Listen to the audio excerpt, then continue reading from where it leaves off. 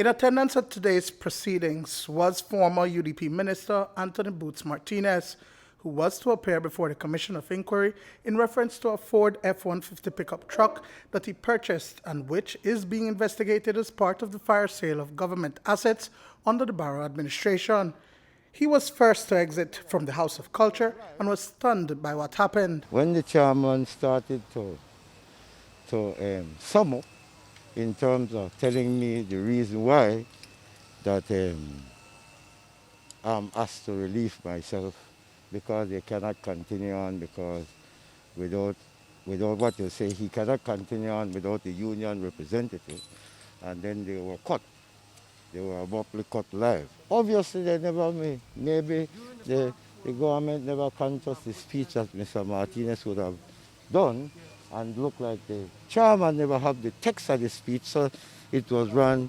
And after he was finished, so that like the damage was already done. The commissioners would then leave the compound, but Commissioner Luke Martinez and PSU First Vice President Dean Flowers did not mince words. Cut during or after his speech, Martinez says, "Enough is enough. Enough is enough. We, the unions, Public Service Union, requested for this commissioner inquiry into the sales of government assets because the people of Belize, the poor people of Belize, have been asking, why do we continue to sit back and allow government, parliamentarians, people in high office to be handling our assets in such manner? After listening to the first couple investigations and hearings, a lot of Belizeans have been rubbed terribly wrong. And in the height of this inquiry, we see that once again, this government here will start sell out the assets of the people without following the proper procedure. Absolutely unacceptable. We're not getting leadership. We're getting dictators who believe they're entitled. Who believe they are entitled. I don't know if it's the manner in which they were grown, but who believe that they are entitled and that they can speak down to people. The minute the Prime Minister and his government took office, they knew they had to do the right thing.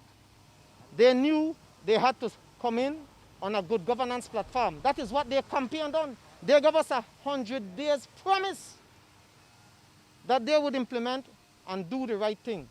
And what have we seen? Play by play out of the Barrow administration corrupt playbook. Martinez says the step is in support of the unions, who are currently at an impasse with the government over a salary cut and increment freeze for all public officers and teachers. Martinez says that the current situation goes back to previous administrations. We don't reach out because of the last administration, neither. Because of not today, then better to sell out the people of Belize. But not today. Some people are arguing, I said, I find the time we get independence, in fact, even before that, when the worthless colonial people come to Belize, what they can do? Plunder, rape, kill. So what's the next step going forward? Is this an end to the inquiry?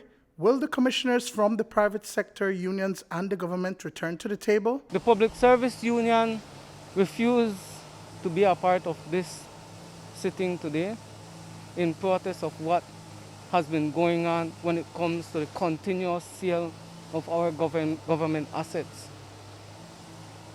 We cannot continue in that manner. We always, a catchphrase from this administration is good faith. And we love the good faith conversation. In fact, we also walk upon that platform, the platform of good faith.